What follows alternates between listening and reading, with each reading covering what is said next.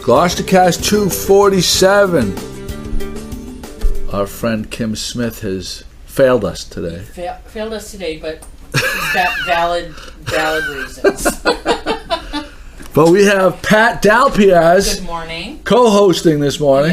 Yes. My good friend with Jimmy GMG, I guess that's what we're calling him. Yeah. GMG Jimmy? GMG Jimmy. That's what I call him. When I send him out on a sub-assignment. Well, let's be real. You don't call me that. We all know what she calls me. Hi, Gloucester. Good morning. Jimmy Dalpiaz is here. And Michael Thompson from SCORE is here with us. We're going to talk to him in a little bit. We have a few bits of things to take care of first. So wait, did you? So I saw the post with the people writing on the sidewalks. Yes. That was all Jimmy?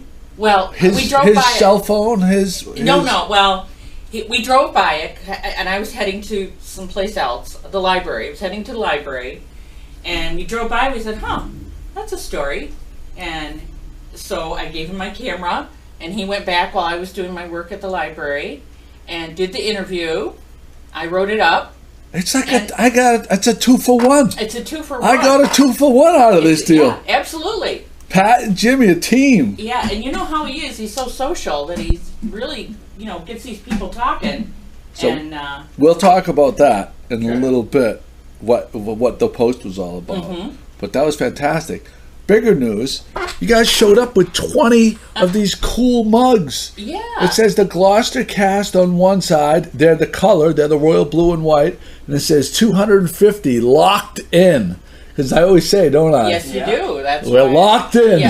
Yep. It's so special. I had those sketched out to bring for the 200th.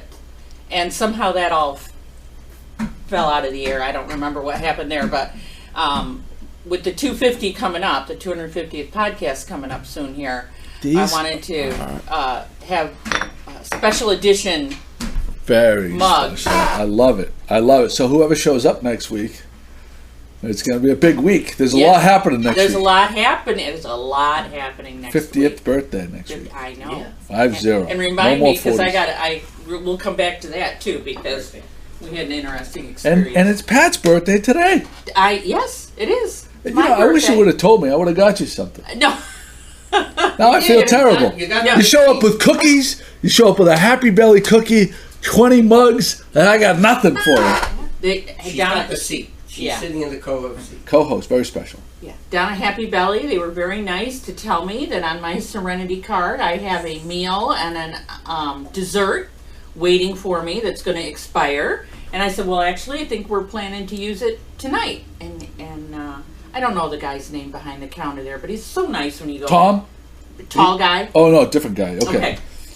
And I said, I think we're going to Lat 43 tonight and use the Serenity card. And he said, he works over there sometimes, waiting, and they've got a new menu, so we're looking forward to doing that tonight. I had a perfect Gloucester day yesterday. I went out on the Thomas Lannon. Oh, what a day for that! It was gorgeous, but I'm on there, and on the stern, right by the helm and the stern of the boat, I was having this conversation with 2 or 3 other people that also had Serenity cards, and we're talking about the 2 different times in the past month that they put $10 onto the card for us to use. And see, but people, so this is the thing. You know how a lot of restaurants, they give you like some places like Denny's, you get a free breakfast on your birthday. The Serenity card is free, and they give you a free entree any day. There's a whole month period that you can use it. It doesn't necessarily have to be on your birthday. At any of the restaurants on the card. Yes, bananas. So we're talking about that on the ship yesterday. Just incredible. Yeah. Just incredible. We're looking forward to it. I'm looking forward to using mine. I haven't used mine. I've been saving up. Been saving up for a special time. Yeah. I had a free coffee on there. I used that yesterday at Happy Belly. It's become Kate and I. It's our go-to Saturday morning spot. We wake up in our pajamas. I love their breakfast burrito. Anyway, I've a little bit of business to get through. Cape Ann Community Cinema has been sponsoring a contest. If you share on Facebook not like, share the podcast on Facebook. Tag me. You entered into winning I'm 2 a contestant. free tickets to Cape Ann Community Cinema. It's like $20 value. Can't beat it. All you have to do Somebody is win hit last the week? share button. What? Somebody win last week? Yeah, yeah, Okay. they good. did. I forget their name. Sorry. But I told them. They know. Okay. All right. Very They good. know. Very good. In the top of the blog all the time, Cape Ann Community Cinemas Yep. their schedule is always there, Mm-hmm. and it's also linked in the podcast notes. We're going to start talking to our new friend, Michael Thompson from SCORE. I interviewed some people from SCORE about 7 years ago. I'm going to say maybe 8 years ago when they were at the Chamber of Commerce. At the time, Like 4.7 years ago. I just heard that. At the time, I thought it was a no-brainer. Right, Jimmy? Yeah. And I still believe it's a no-brainer. But Michael is going to there's some things coming up with SCORE. He's going to talk about what SCORE is and what it can do for you. Michael, nice to have you. Nice to be here. So, SCORE started about 52 years ago. It was an acronym. It stood for Service Corps of Retired Executives. Nowadays, all of our members are not necessarily retired, and some of them are pretty young. And so it's turned into an acronym, and it's completely independent. But once it got started, and just to tell you the background, it was actually a DuPont down in Delaware that when he retired got together a group of his colleagues, and they started to help small business people build and plan their business. And the new administrator of the Small Business Administration, which started around the same time, heard about it and needed some help because he was trying to guarantee loans for companies, and people were going into banks without a business plan. So SCORE originally started to help small business people create their own business plan. Nowadays, it's grown a lot. It's the largest network of business mentors in the United States. Can I just interrupt you for 1 second? So for people that are listening, that you do all this, there is no cost. This isn't a business. This is you're providing this service free of charge. I just want that to be people to understand. So as you're speaking, people can even more appreciate what you're going to talk about, the services that you guys provide. Right, and it's free of charge because our 11,000 volunteers, like myself, I'm retired and we volunteer our time. So it's a nonprofit, and I guess the payment that we get out of it is the joy when someone is successful. And I remember going to a conference actually and finding out that some of my clients had created about 250 jobs. So that's the other payment. You realize that you're creating jobs. And as you probably know, small businesses create most of the jobs in America. Anyway, SCORE is organized across the country in 300 chapters. We're the Northeast Massachusetts chapter, which is essentially Essex County. We're a resource partner of the SBA, so if you go into the SBA, they'll probably refer you to Refer you us. back. And we have a local branch here in Cape Ann. They meet clients in Rockport at the Cape Ann Savings Bank. You have to make an appointment. Who do you call? Well, you call. Is there a It's website? actually an answering service is who you call. There is a website which is scoremass.org, and that'll give you the directions and the phone number. And usually what happens is that people refer, they leave a message and someone calls you back, set up an appointment, and then once you're a client, the next meeting is set up during the meeting. That's usually the pattern that goes on. Are they able to get their meetings? Are the potential clients able to get their meetings in what kind of time period? They meet clients every Tuesday. Okay, so you might wait a couple weeks for an appointment, or? No, well, probably. I would say that they usually meet about 5 people a week, and I think you don't that's a lot. necessarily have to wait. I think that the first callback probably takes care of any urgent issues, but I don't know that we get a lot of urgent issues. We get a lot of people dreaming. Well, to them, it might be urgent. Well, they're From thinking their- about starting, Right, and they're right. not quite sure what to do. And Right. of course, the first stage in any business plan is do a lot of research. So maybe some direction as to where they can find the information or how they go about it would get them started, and then they can come in and so on. I think too many people think about jumping into something. Our bias is to check it out first to make sure it's a business. It might be a great hobby. The ideas are all great. You have to remember that. But some things do not. For example, my background was in the food business, and if I was listening to a typical client who has a chocolate chip cookie or a pasta sauce, something like that their friends and relatives have all told them it's great, it should be in Whole Foods.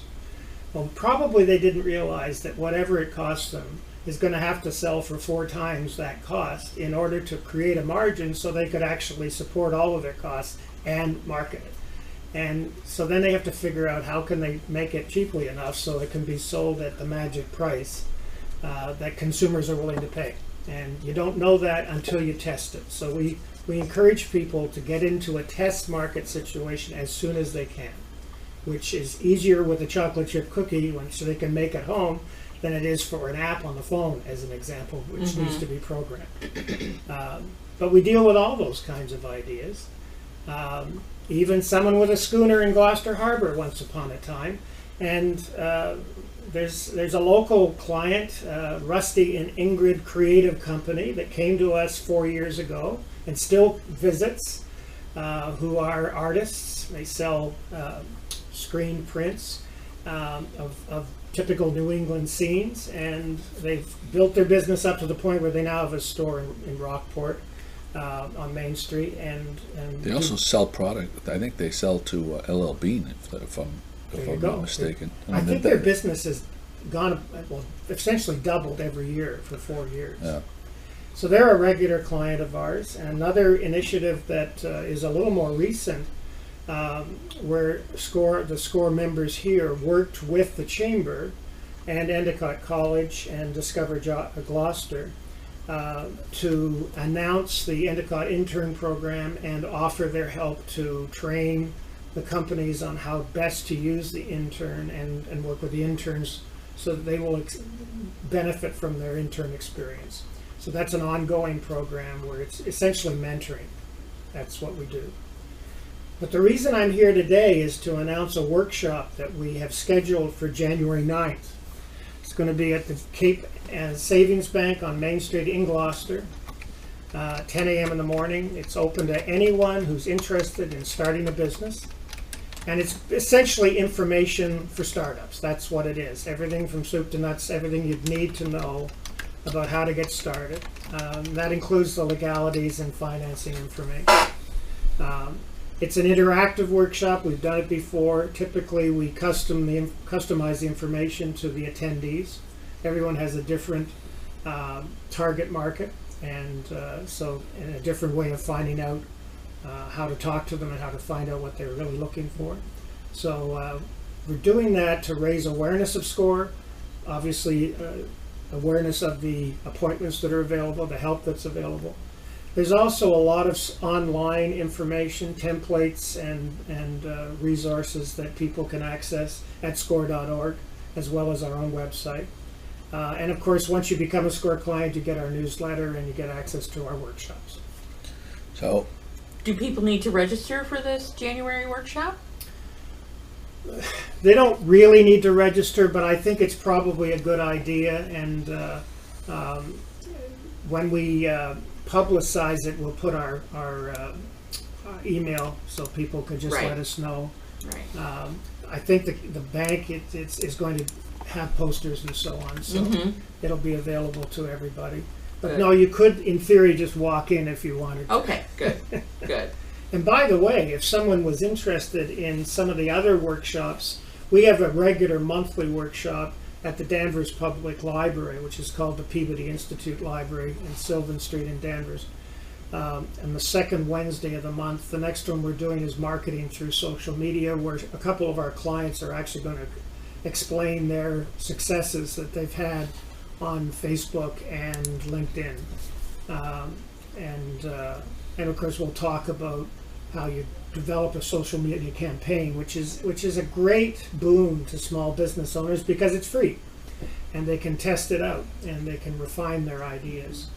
And of course, if they want to get in greater detail, we have other ideas. So every month there's one of those, and we do that through a meetup, which is an online app that people can sign up for. It's all free, but that once they sign up, they get regular information and reminders of the programs. I just went to the website. The website has all the information on how to get in touch with Okay, everybody. very So the link is going to be in the show notes. So just refer to the show notes of the podcast, and it'll bring you right there. I'm just going to dumb it down a little bit, just so people, Please, because it's not a big mystery of what's going on. But I'm just going to give it an example. I'm going to go a little bit deeper.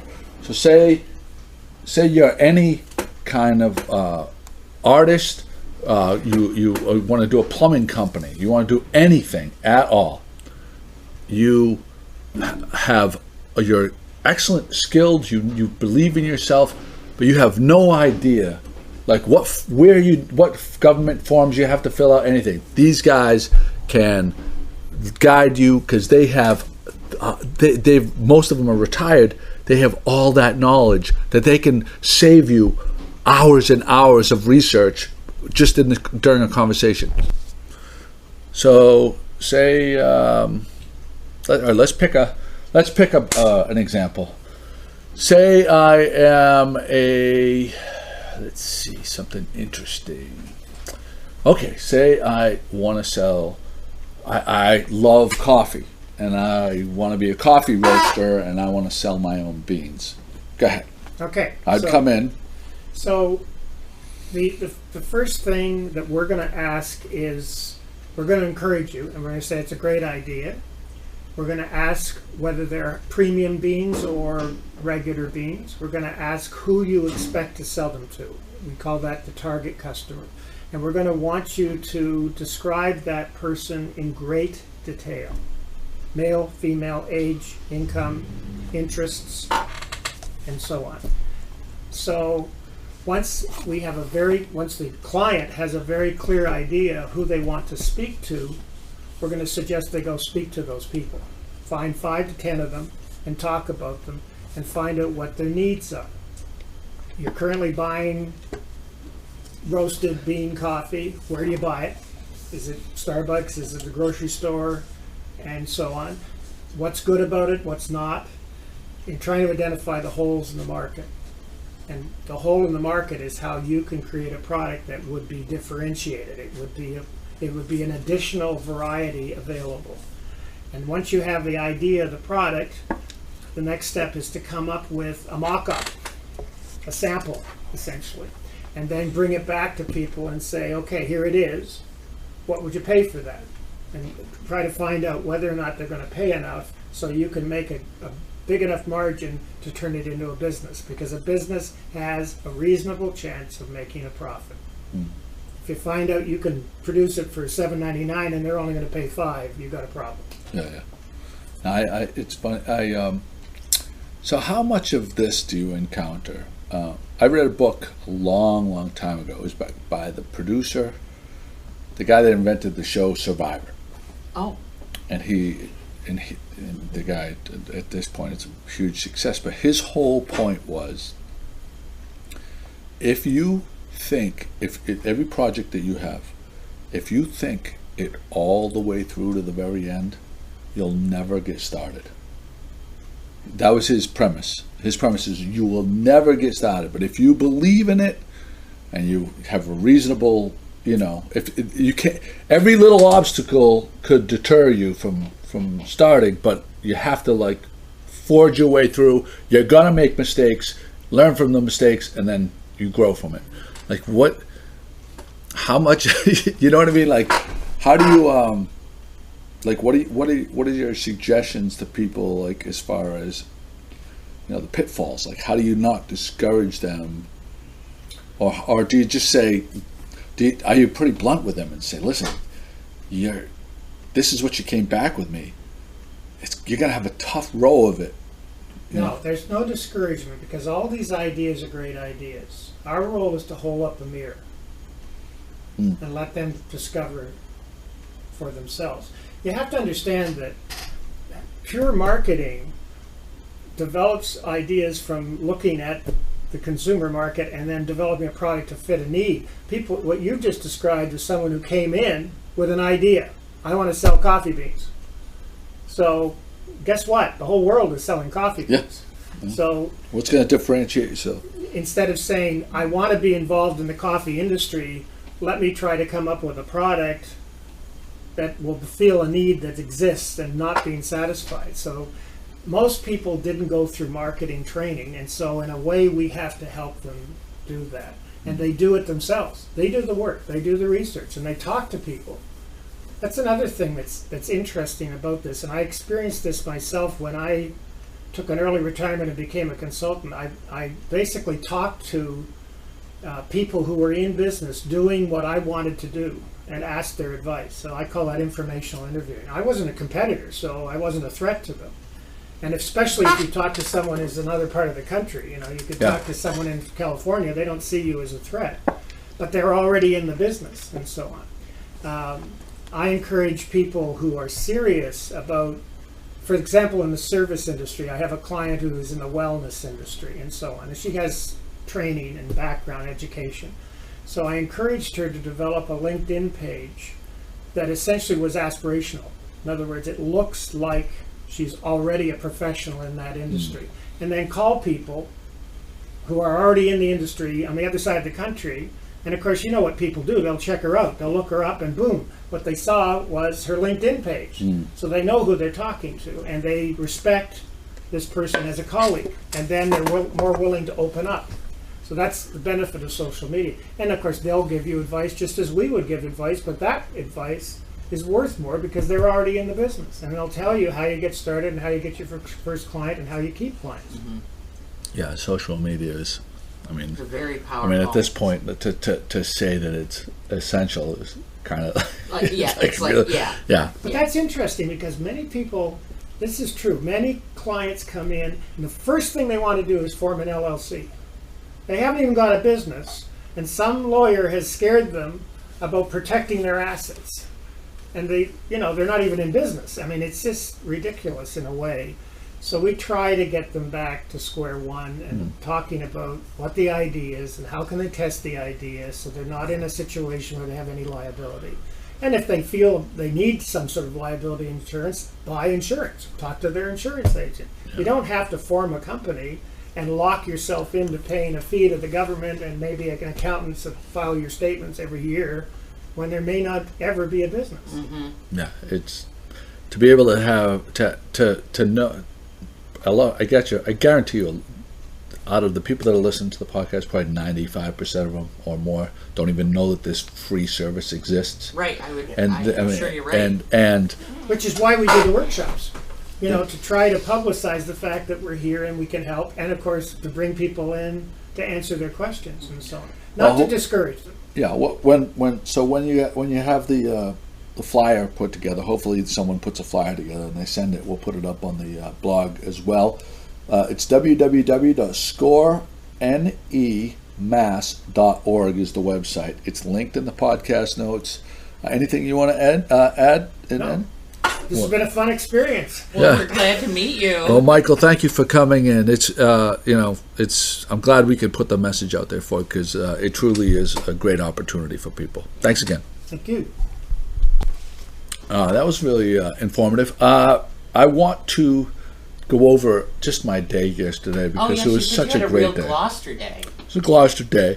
I went to a couple places I hadn't been in a long while, so I want to give my observations of these few places. Yeah. The Lannon is phenomenal, as always. Thank you, Captain Heath, and the crew. I say it all the time, if you're here for one day only, That's the thing That's to the do. that is the thing to You know, do. that's hard to pick. When you say that, if you have a limited amount of time, what do you choose to do? And that's And what. everybody's And, got some different priorities. well, okay. but What would yeah. you say? If you say someone's here for one day, it's a nice day like yesterday. What are you going to have them do? Go out to the breakwater. Take a walk on the breakwater. That's like number one, maybe Halibut Point. Halibut Point's beautiful, Those too. two things. Yeah. It depends on if they're outdoor walking kind of people or if they're museum kind of people or if they're whatever. But yeah, I would say Halibut Point or the breakwater would be number one on my How about list. you, What do Jimmy? you think?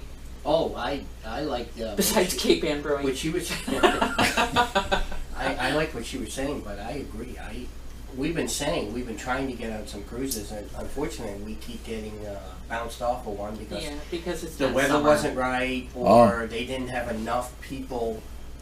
They refunded more of our money Yeah. because they said, we're sorry, thanks for doing it, but unfortunately we didn't get enough people, so we won't be able to do the Oh, cruise wow. today. So I'm with you, Joey. I It's wanna just do so beautiful out there, and I the really people. wanna- It's a culmination. And listen, there's How many I could rattle off a dozen things that are all worthy, but Right. this is my personal. How many people were on the It was Triple packed. Trip? It was packed. I think they were doing like this last weekend $20 cruises. Oh, nice. So oh, I mean, nice. it was just you combine that weather that day. It was, I mean, it was a just beautiful, stupid beautiful not day to do it, yesterday. right? So we got off the boat. We kind of have we got off the boat, and I got the press release from the studio that they're doing half off sushi. So I'm going for half off sushi. They're gonna close like I think Halloween or something. Yeah. So I'm all in on how. We went there last night for dinner too, and we went for dinner. We don't. Oh, you know what else I got? What did you get? He had the lobster mac and cheese, and I had the steak tips. I had the lobster mac and cheese as well yesterday. it. Great minds, great people. Awesome. Okay, what Yeah, did you there's a- think of it? All the chunks of lobster in It's it nuts! was. Nuts! I picked it up, and everyone's looking at me because remember, we're still visitors here. So when I picked it up, I said, "Is there a nice way to eat this without picking it up and holding it up and Stuffing chewing it down on your it?" throat? So I went and I'm cutting it, and I'm going, "Well, maybe that's wrong. You don't cut lobster into little pieces." And then there was a spoon, a twirly spoon. So I ended up playing Italian, and I just kind of twirled my lobster into my spoon. I mean, I just didn't know. It was chunks of it. Which That thing some had guy to next me- weigh 2 pounds. And the guy next to me, who had some sushi, leaned over to me and just said, "I'll take that when you're If done." you're done with it, He I'll goes, take "I'll it." take it because you're not going to finish that, so I'll take it." It's the first time I as a rule, Don't. I don't order lobster at a restaurant Well, because I I have understand access to that. obviously Yeah. my business is lobster business. As a rule, I don't. I one of my favorite things at any restaurant is the Winwood Grills lobster pie, and this is right there. Yeah. That's But I mean, oh my god, it was so decadent. Anyway, so it was gorgeous day. So I went Were you outside? from the landing on the deck with good friends, Mike Coder and Kate and Mike's girlfriend. Beautiful, gorgeous day. Went from there, we went to a place I never go to. I don't know why. I just, for some reason, there's no reason. I don't go there for some reason. I went yesterday, and I have to give them a huge shout out for the work they've done at Captain Carlos. Have you been inside there? We haven't been In there. the outside deck and everything else? We haven't been there recently. We were there. Last Halloween. A few times. Yeah, we've been there Because last year. they put up an inside Yeah. decoration Oh, that's for right, yeah, Halloween. yeah. It's It's a crazy. nice The place to decoration's take the unbelievable. kids, But the but- outside, they have that, We like go this outside. granite countertops. Everything is, see, it's hard for me to process because that was a fish company, Star Fisheries, right? And, well, I don't know, it had to be 15, 16 years ago. They started, Captain Carlos was a fish market. Oh, And I they didn't sold know that. literally that space, the inside space was,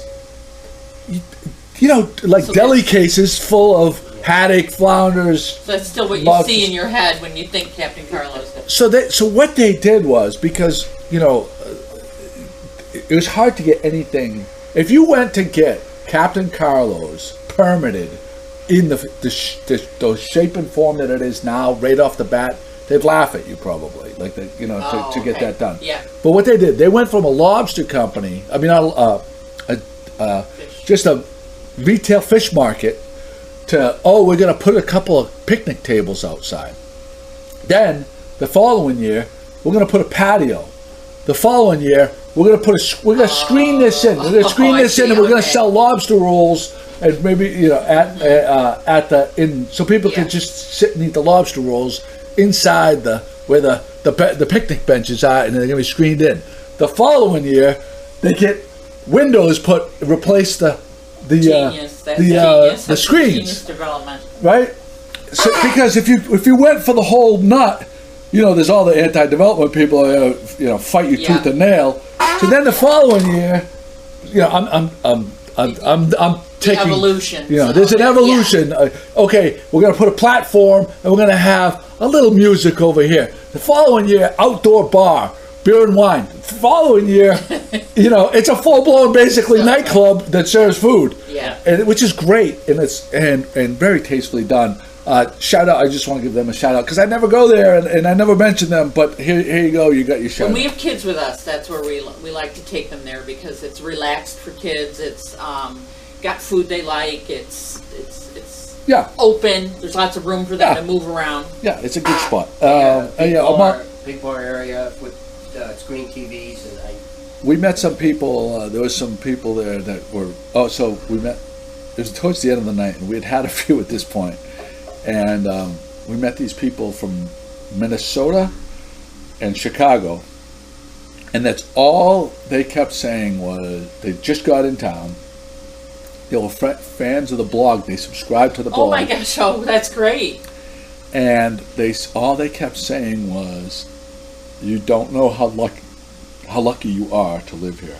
Like you don't know how lucky you are to live here. This is like we're in heaven right now."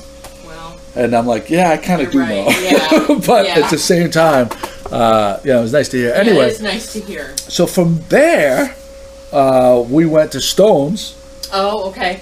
Nice. We like Stone's. Stone's Pub.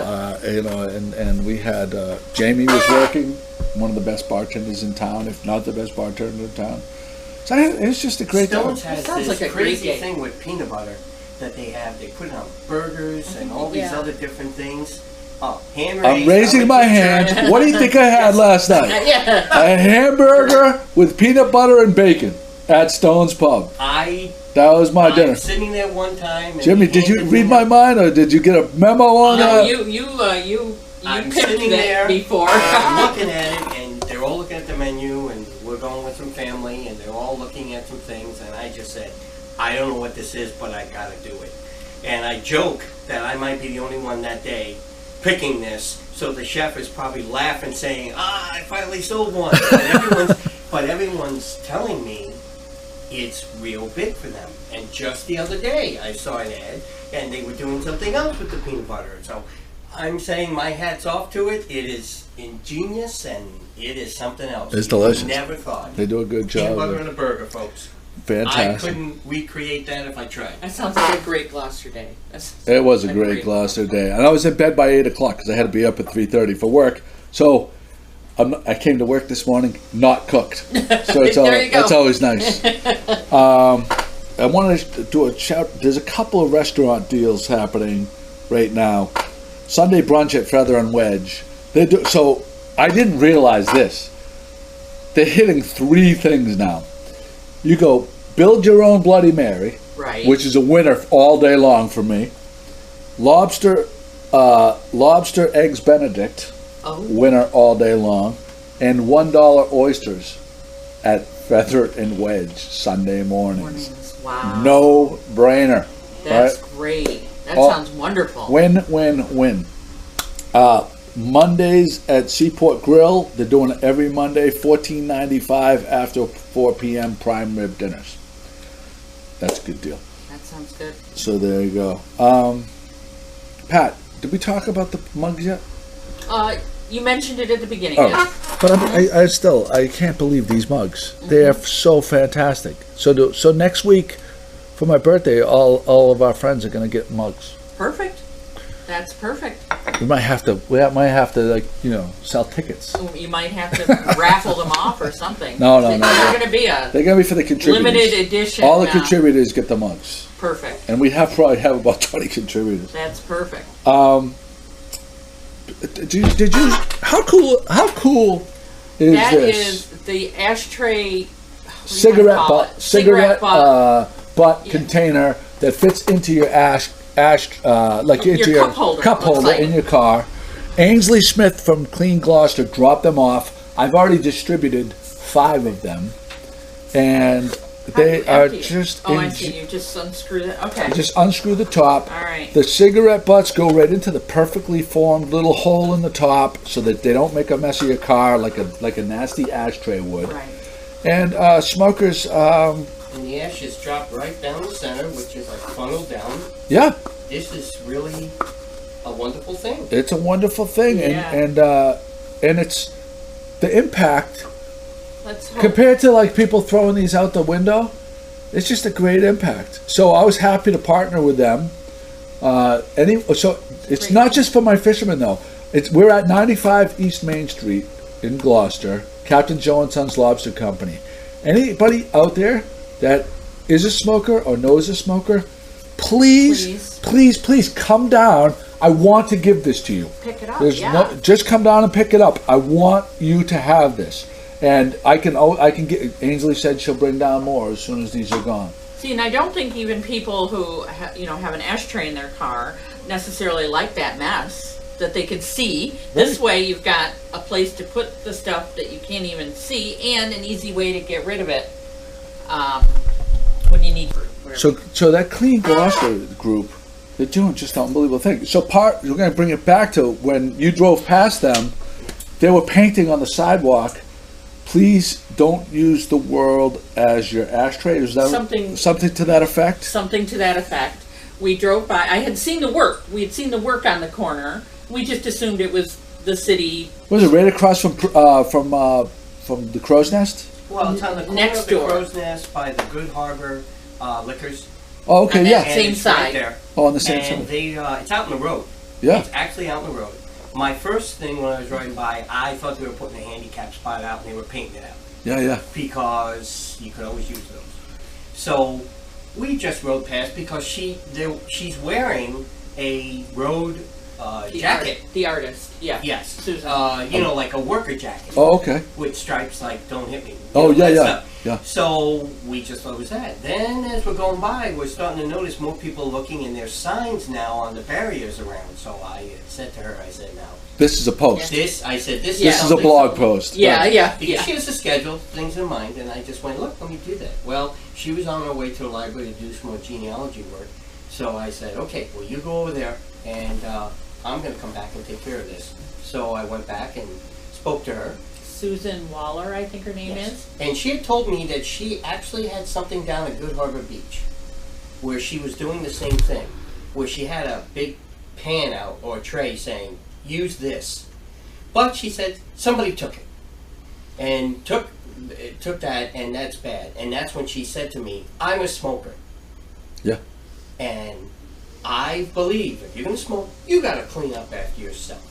So I'm doing this with the agency that she was working with. Gloucester Clean Clean Commission. Gloucester, yeah. And then she showed me a picture, I looked at the sign. Then she showed me where it was going to be, how long it will take her to do it and the original sign.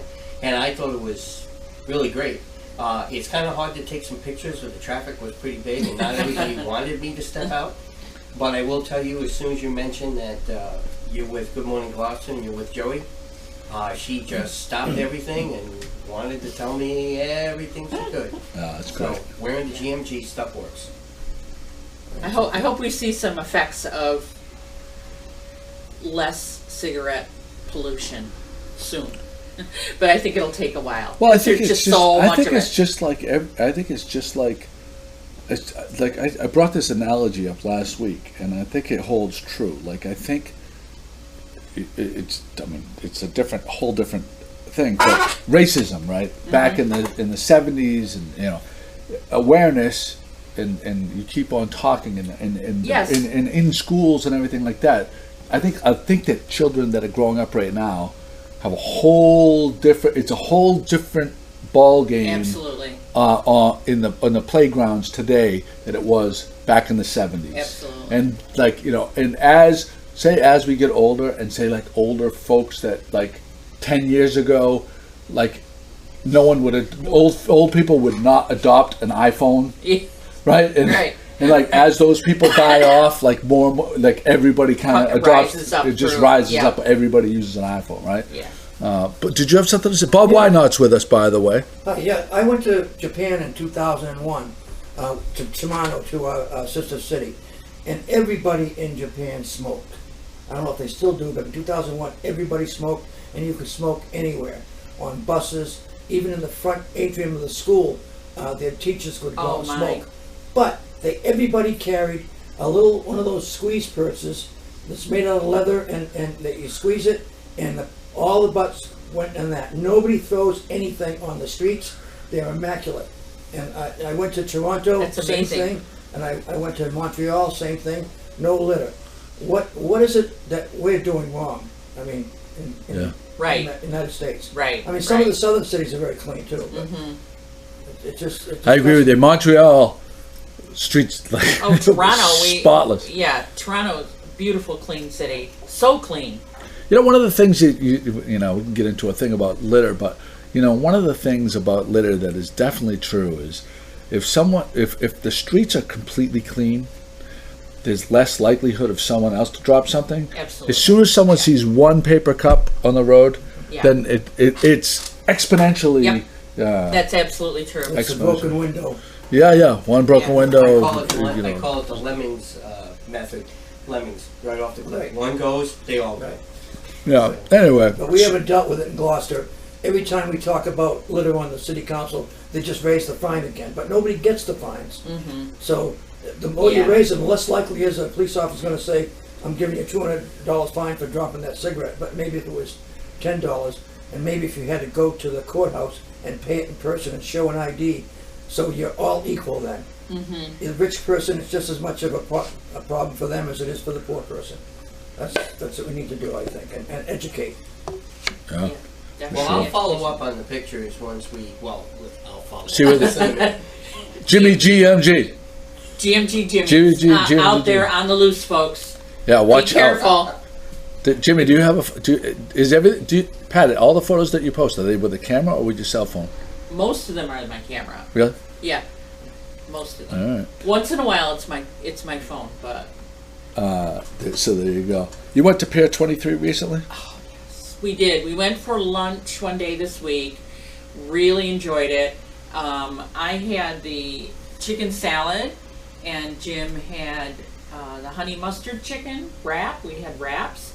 And the Greek fries, oh my God, they were good. They're doing good. Love the atmosphere. That's the thing I think I wanted to say. Love the atmosphere in there. Nice and clean. Affirmations on the walls in the bathrooms. Friendly staff. It was great. The And owners bonus- always come out and they check Yeah, on your table. yes. I love that. That's a nice touch. Yeah, and bonus, if you post a picture of your food, they give you 10% off. Did you do that? I didn't. I did take a picture of food. I wanted to wait until I got out of there before I made the post. I don't usually feel too comfortable doing it right there. They're great. But they were, yeah. My friend from used to live in Gloucester. He moved to Tampa. Every time he comes into town, he normally goes to Destino's. Someone told him he's got to go to Pier 23. He went to Pier 23 for breakfast.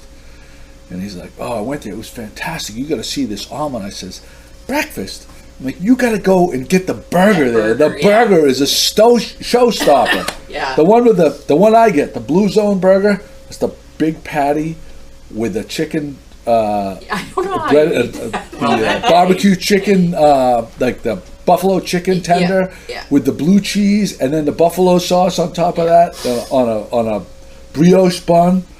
That day it was the French toast burger, and when the chef came out and was talking to everybody, I just said to him, or maybe it was the owner, I wasn't sure.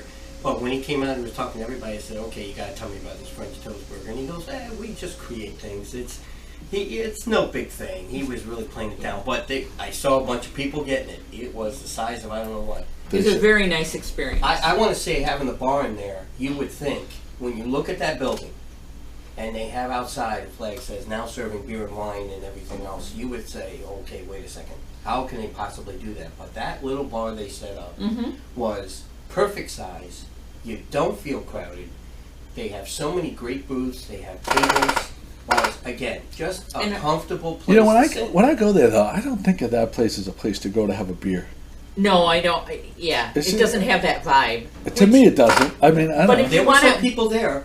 But if you want it with your burger, and I also noticed it was a wide variety of demographics of the customers. Yeah. There were a lot of senior citizens.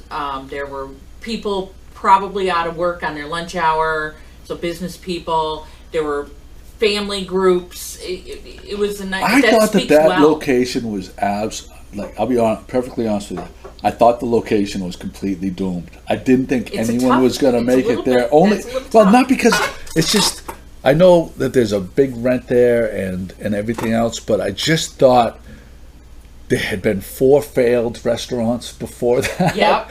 And I'm just like, how did there's something that's not adding up here. These guys came in. Yeah, they're doing something right. I hope doing that something they right. Continue to do well. Thumbs up. Thumbs up to them. You wanted to give a shout out to Kim and her frog pictures. Yeah, can you tell me this? She's not here, so we can talk about her a little bit, maybe. How does she make those frogs look as beautiful as those butterflies?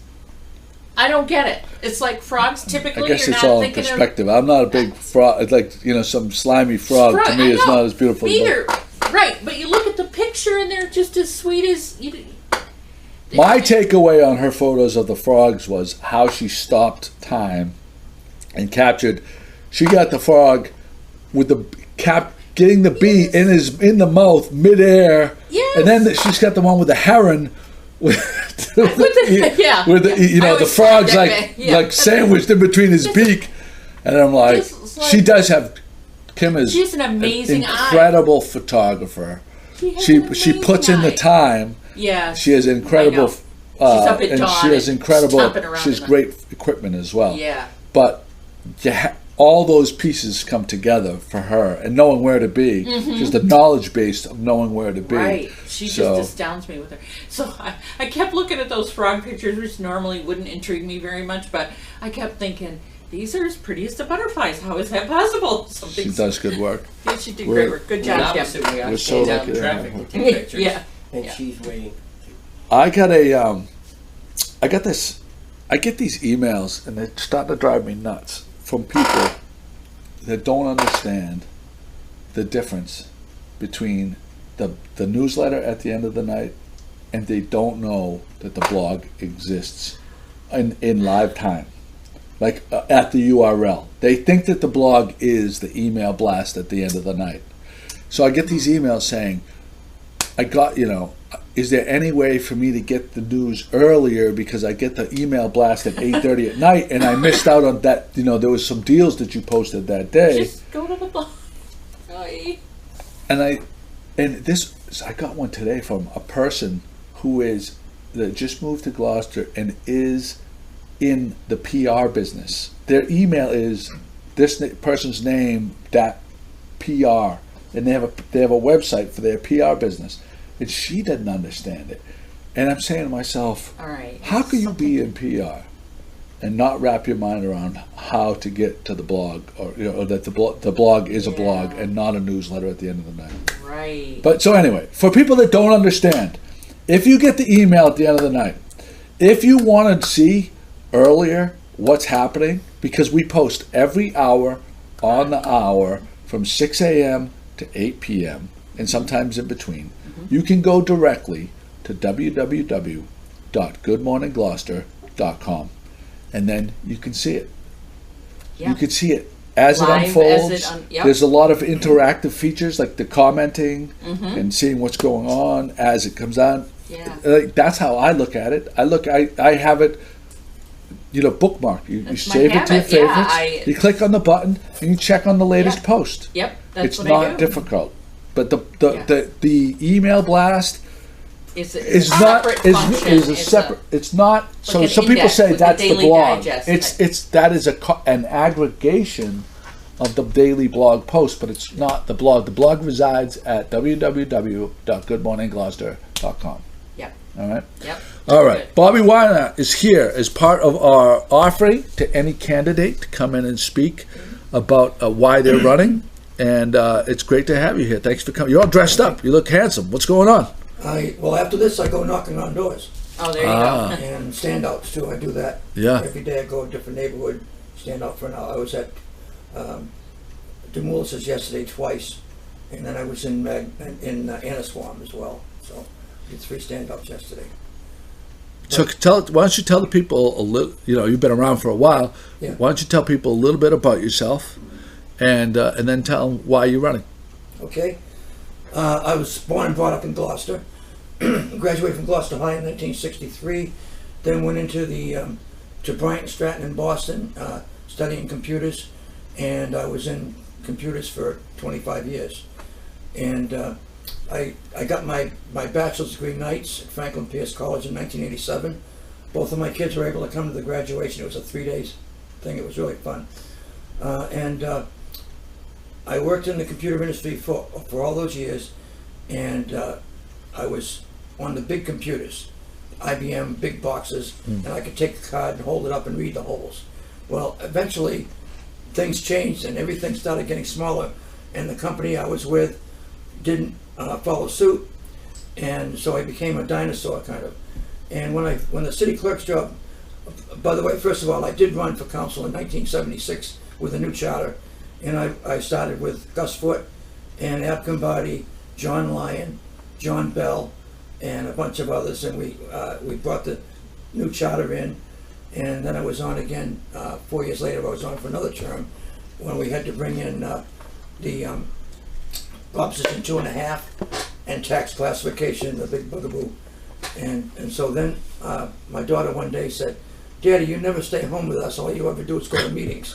Yeah. So I called up Carl Grace, who had wanted to run, but he wasn't going to run against me, and I said, "Go to it." So I decided not to run again until my kids were out of high school, or in high school at least. And then the city clerk's job became available, and there was like 66 people, and I applied for it.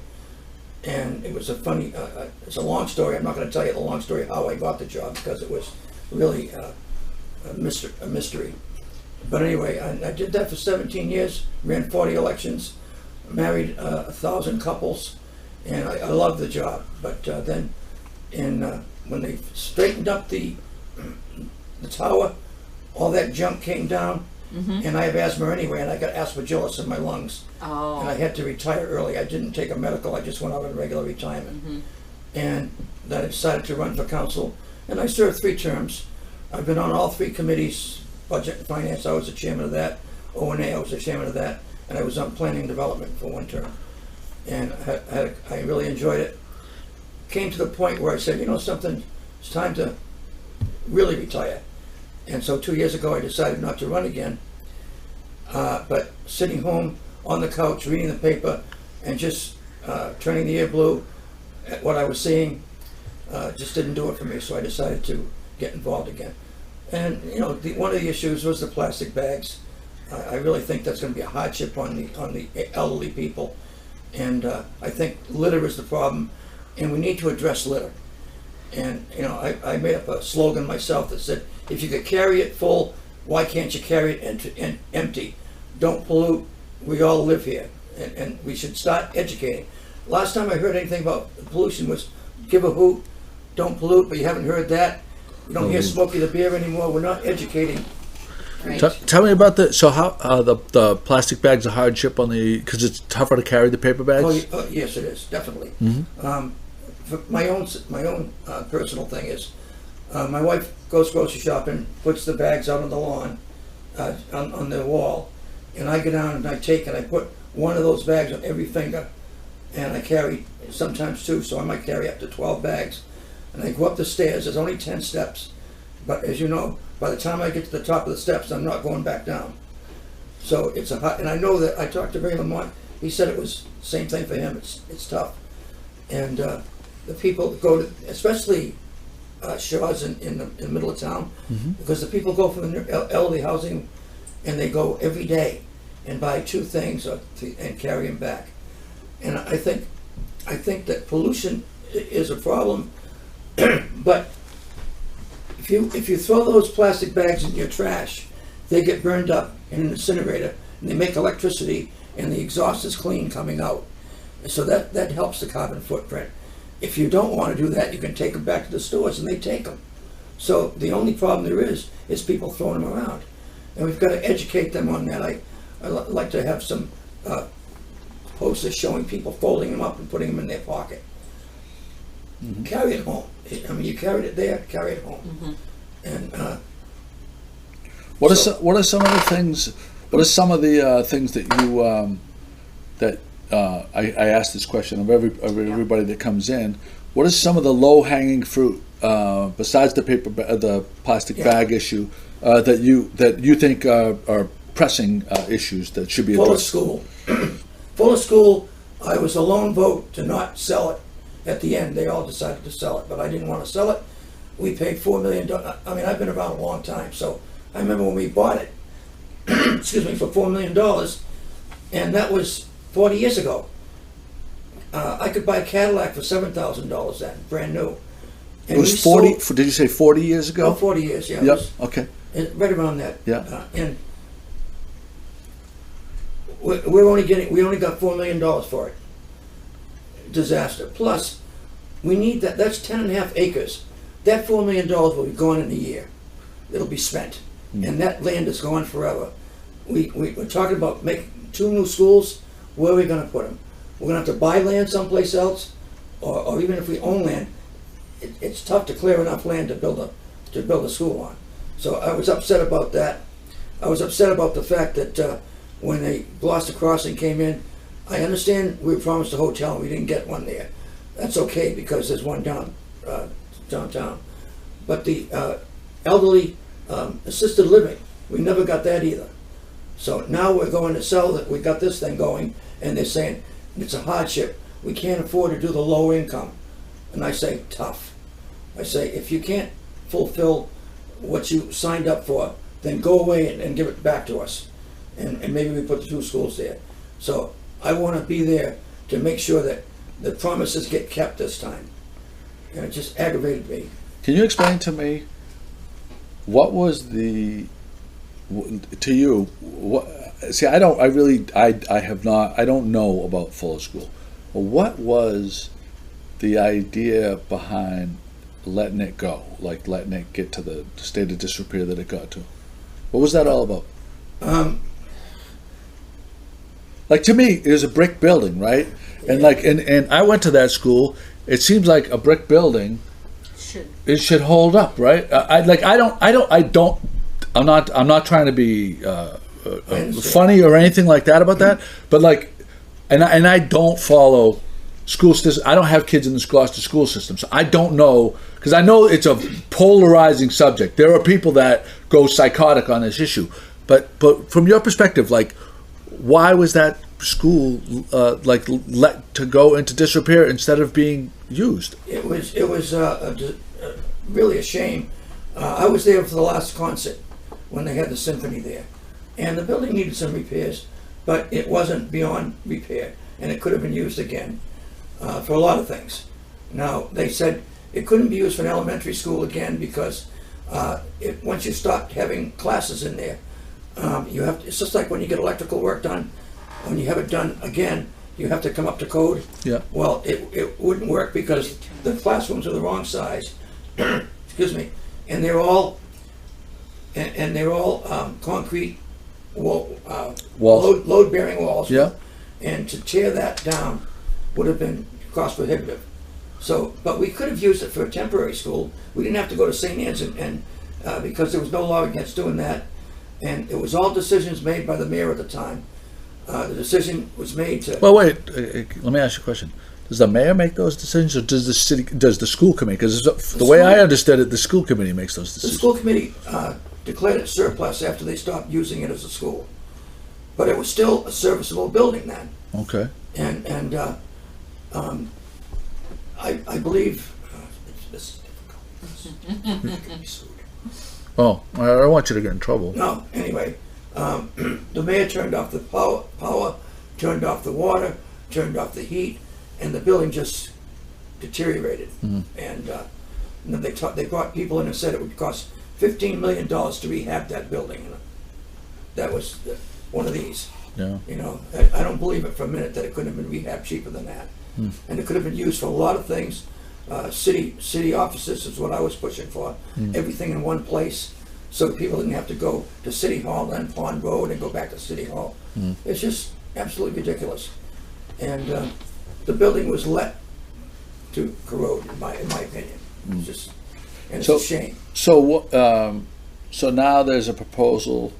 Where does the proposal stand now with the YMCA and stuff? Is that stuck in the mud, or is that going forward, or where's that? Right now, I think it's stuck in the mud, because they're trying to say, well, we'll give you $1.5 million, and it's only a half because the mayor would have to take the $1 million out of some fund, and then we don't have to do the low affordable housing, which we need. We only have 7% roughly affordable housing. If we get up to 10, then nobody can come in with a 40B and steamroll over our committees. And it's been stuck at that for a long time, and we keep letting people get away with not adding to the affordable housing. Section 8 doesn't count. Only the affordable housing units. So I think we really need that, and I think we hold people's feet to the fire. This is what you signed up for. Don't give me this hardship thing afterwards. If you are underfunded to buy the thing, that's not our fault. Where does the Cameron's one? Is that affordable housing as well? Yeah, there's supposedly some affordable housing. I don't know if it's going to be all affordable housing. Is that going But forward, or? it's not going forward right now, and I don't know why. Maybe they don't have the money. Okay. So what are some? So outside of all that school stuff and affordable housing stuff, what are some of the other things that you think are, low hanging fruit that can be tackled right away? Well, as I mentioned before, the litter. Yeah. I've been on the council. Every time we raise the fine, I vote against it because it doesn't make any sense. Nobody's getting the fines. Yeah. We need to educate. I think the Clean City Commission has done a great job, and they have educated as well as doing the work. And we need to do that with litter. Tell people this is not the thing to do. And you go to places in front of where was I yesterday when they I was at some place where they were going inside and they were stomping out their cigarettes right on the white concrete. And somehow we have to either put receptacles everywhere or tell people this is the way to do it. Maybe we get some of those things from Japan that those people use. Yeah. Well, it's nice that they gave us the Clean Gloucester gave us these to put in for smokers to put in their cars. They're little receptacles, and we're distributing them down here to our fishermen and anybody that wants to come get them. I have one. Yeah, they're great, huh? Yeah, they are. They're great ideas. Could you clarify what position you're running for? I'm running for council at large. Oh, at large. Yeah, Okay. that's what I was the last 3 terms. Okay. So I've had 5 terms, 2 terms as a ward councillor, and 3 terms as an at-large councillor. Okay. And my son ran twice. That's the hardest thing for me to tell people. It's not him running, it's me. Because I'm getting it everywhere. And I changed my slogan to bring Bob back instead of elect. So that okay. they know it was me. Make it but clear. It still isn't. It's funny. I've seen you out and about quite a bit, like standing up on across from Charlie's place and stuff like that. So he's getting it done there. He's out there getting it done. He's out there. Well, thank you so much for coming in. Anything else you want to add in closing? Do you have a website you want us to send people Yes, to? I do. It's by the way, you don't have to use www for most of the time. I can just type in the URL. Yeah. BobWhynot.com. All right, I'm going to put that right in there. Okay, BobWhynot.com. Right. All right. 2 T's, right? Yes. All right, sir. Thank you so much for coming in. What's that? Shut this off for a minute. Well, I'm glad, and we have to say, like we've said on every podcast, we'd like to thank Bob for coming in, and any of the Anybody other else? candidates that want to come in. You have an open invitation. You just have to get a hold of me. There's only a couple that haven't come in. I think Joe Cellino, is it? Joe Orlando, the lawyer, Mm-hmm. Joe Cellino. Yeah, so if they want to come in, they can come in. You had something to say about Cape Ann bowling? Yes, we had. I just wanted to give them a shout out. We had a family event there recently, a couple nights ago. They did a great job. Walked in the door thinking I was photographing a child's birthday party for my cousin, and it turned out to be a birthday party for me. But, so, Nice. full disclosure. But we walked in, and there's a sign over in the corner. They have like what appears to be like an event room over on the side, and there's a sign out for Happy 50th Joey. And I'm like, huh, wouldn't that be something? Oh, yeah, So there's right. some other- Believe it or not, there's another 50-year-old Joe in town. Wow. But, see that? They did a great job. I'm going to say something about that place. It is not your grandfather's Cape Ann bowling. Okay, Because, I gotta because go with that. 10, 15 years ago, the place was a little... It wasn't as family fun. necessarily clean as it is now. And the people that have purchased it have put some money into it, spruced it Yeah. up, clean, light. Yeah. They've Yeah. lightened it up. Definitely. And it's a great place to go. They have beer there. Yeah, they have. It's a great place to take the family. Although I'm so old that in my day, bowling required a 10 to 15 pound ball that had The three three holes knot, in yeah, it. And they don't do it. They have these smaller. Candlepin bowling. This is called candlepin bowling. Okay, did not know that either. Yeah. So that was new to me, but that was still fun. And yeah, it's light. All the machinery seems to operate well. Yeah. They have enough staff there to take care of people. They really did a nice job. It's a great place. Yes, I worked with Caitlin was behind the counter, and she was the one that put all this together. I think she's the wife of the owner, so she. Well, they own a couple. They don't just own this one. There's some out of town, so they know the bowling Oh, okay. business. Good. And Yeah, it's a no, great we had it's a fun. great place for a party. We Great had fun. place for a party. Yeah. So, It was good. oh man, that was a great podcast. The Well hour done. flew by. Yes. We're at Yes, an it hour does. and 7 minute. Pat, Perfect. thank you for being my co-host Oh, today. you're welcome. I'll be your Ed McMahon any day. You'll be my big man, Jimmy GMG. Is it GMG Jimmy or I keep getting I messing kind up. of like the way GMG Jimmy falls out of my mouth. Off the so tongue. I'm going with that. Yeah. All right, That's what I do. I fall out of her mouth. Oh my God. there you go. Another Gloucester cast. 247, 3 from 250 Yep. in the books.